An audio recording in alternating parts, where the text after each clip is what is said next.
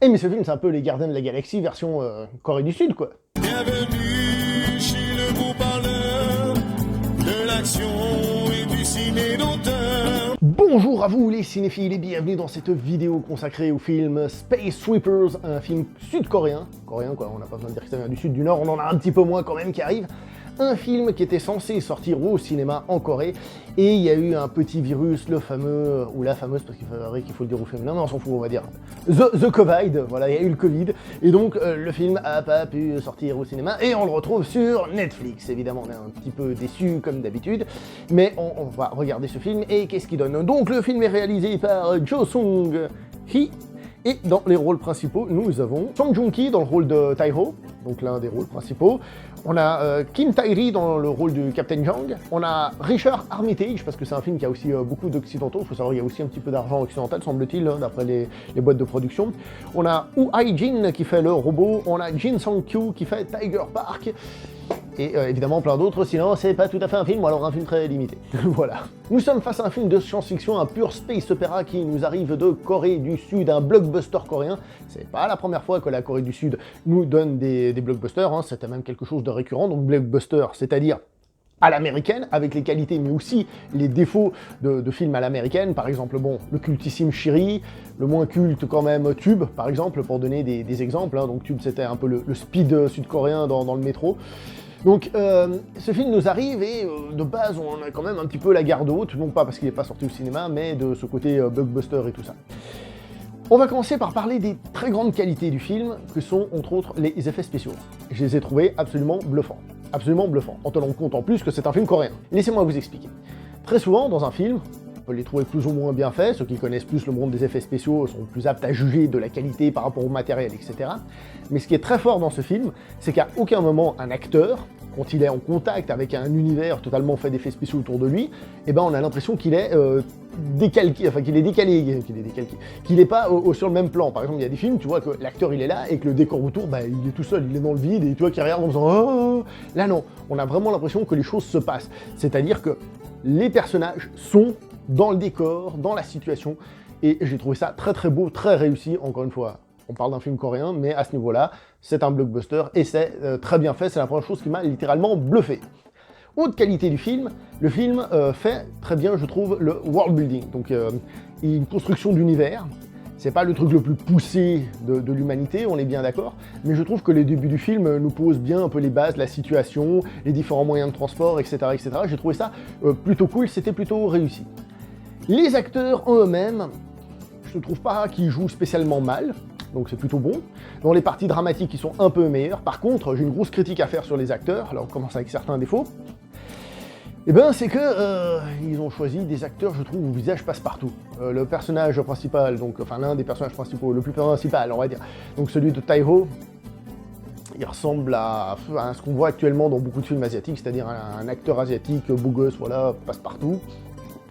Celle du Captain Jang, pareil, il n'y a pas quelque chose qui se dégage. Il y a bien celui de, comment il s'appelle, Tiger Park, qui lui est plus marqué parce qu'il a des tatous et puis il a un style particulier. C'est plus facile comment dire ça, à montrer le personnage, à faire ressortir un personnage, un caractère, quelque chose.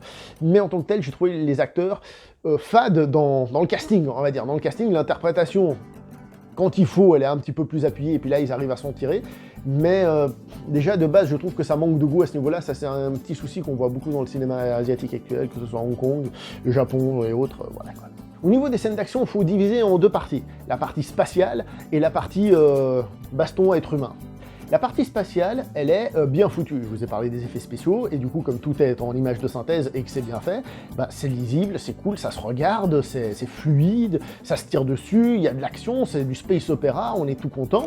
Qui plus est, j'ai envie de dire qu'on n'a pas une impression de dire « Ah mais tu vois, cette scène, elle est faite pour rappeler, je sais pas, Star Wars ou machin truc », pourtant il y a une scène où on pourrait se dire, ça ressemble un peu au Retour du Jedi, les vaisseaux dans des couloirs si on veut, mais à aucun moment dans le film, personnellement, je me suis dit « Ah ça c'est fait pour faire ça » ou « Ça c'est fait pour être ci ». Ce que je veux dire, c'est qu'on a un peu l'impression de voir quelque chose d'original là-dedans, d'une certaine manière. Dans la non-originalité, il y a une forme d'originalité, un souffle d'air frais du coup sur le space opéra, puisque le space opéra c'est plus, on va dire, aussi frais qu'à une époque, donc ça fait plaisir de voir ça.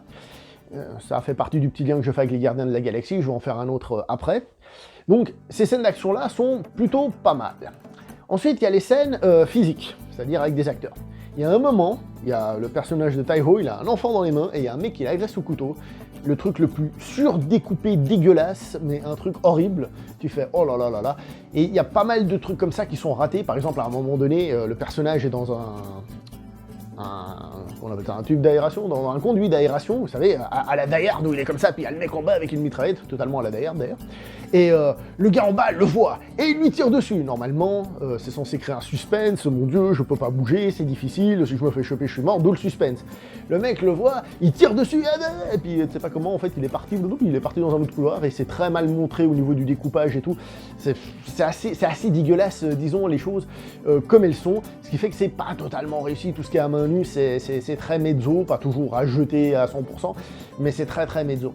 Je vais donc revenir sur les scènes d'action dans l'espace, que j'ai dit qui étaient plutôt cool et tout, plutôt une forme d'originalité dans le space opéra, j'ai bien précisé que c'était dans ce cadre-là un peu, et le problème c'est que il n'y a pas non plus de grosse originalité, hein. C'est le mec qui revient pour contrecarrer. Donc ce que je veux dire par là, c'est que ce sont des scènes sympas, mais qui n'ont rien de spécialement marquant. Et vous remarquez qu'on revient sur les acteurs, j'ai dit ça, bon, et là je dis ça sur ces scènes spatiales. Oui, ces scènes spatiales, on les voit, ok, elles sont plutôt cool sur le moment, et scènes d'après, on les a déjà oubliées.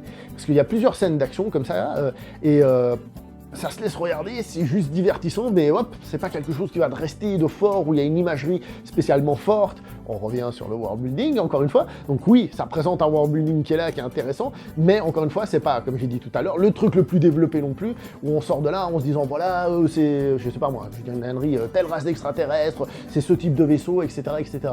Donc, encore une fois, c'est bien, mais c'est un petit peu pénalisé. Vous remarquerez donc du coup que la plupart des choses dans le film sont bien, mais un petit peu pénalisées. Et c'est exactement le souci qu'on retrouvera aussi sur le scénario, où on a une équipe de personnages cool, avec de l'humour, de temps en temps qui se cassent la gueule, des trucs comme ça. D'où le lien avec les Gardiens de la Galaxie, une équipe de personnes un peu fofolles, un peu rigolotes dans un space opéra, qui a un petit peu un petit vent d'air frais, tout ça dans la gueule, donc ça c'est ce que j'ai apprécié. Le truc au niveau du scénario, c'est surtout la durée du film, il fait 2h quelque chose, 2h10 je crois, bon un peu plus, mais par là.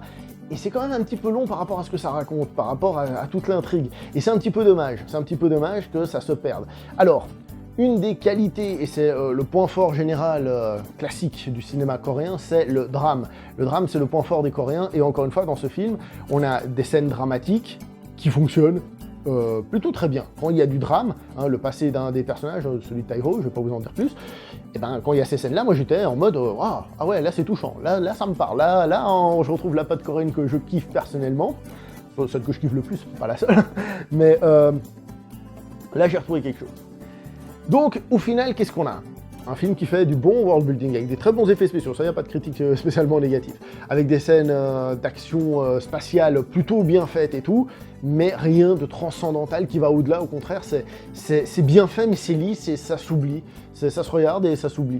C'est pas un film qui va atteindre des sommets inégalés, et je trouve ça littéralement dommage. Et du coup, bah oui, c'est un film cool, un film qui au cinéma aurait été plus impressionnant, qui aurait pu fonctionner d'un point de vue blockbuster, je pense surtout en Corée, chez nous, parce qu'ils sortent au cinéma, c'est toujours plus compliqué, mais il aurait fonctionné, il aurait amené quelque chose, et au final, bah, c'est un peu quelconque et un peu longuet dans ce que c'est. Voilà, de toute façon, de base, ça allait pas être un film qui allait rester, mais le fait qu'il sorte sur Netflix, bah, ça attire encore un tout petit peu vers le bas au niveau de l'intérêt qu'on aurait pu avoir si on l'avait par exemple découvert au cinéma, mais comme j'ai dit, c'est pas sûr que nous on l'ait découvert, on puisse le découvrir si t'avais pas eu le virus au cinéma. Voilà. Je vais donc m'arrêter là pour cette vidéo. N'oubliez pas de liker avec des effets spéciaux super, de partager avec un world building extraordinaire, et j'ai quoi, de liker, de partager, de vous abonner, parce que le film est long et il faut rester jusqu'au bout. Allez, je m'arrête là, portez-vous bien, ciao tout le monde. Bienvenue chez le beau parleur de l'action et du ciné d'auteur. Allez hop, j'ouvre mon armoire qui est juste là, je vous balance 2-3 films coréens que vous connaissez sans doute et qu'il faut avoir vu. C'est mieux que celui-là. Windstruck, excellent.